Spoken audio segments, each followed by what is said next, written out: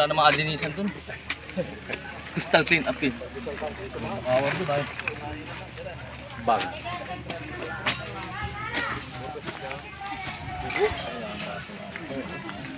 Wasaro. Buwan lang, ito naman po. Wala pa nga itong dapat napukusan.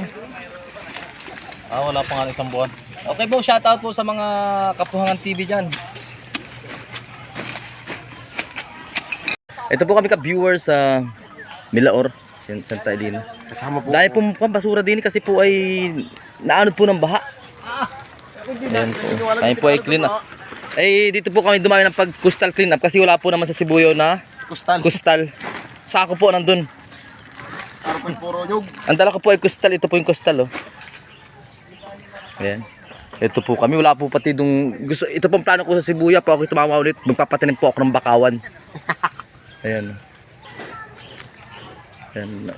Tulong-tulong po sa sabayang paglilinis sa buong Pilipinas coastal clean up.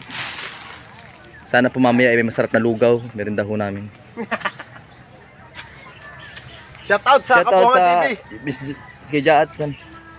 Buto nyo ulit sa matuya-tuya yan. Magaling magpalaro yan.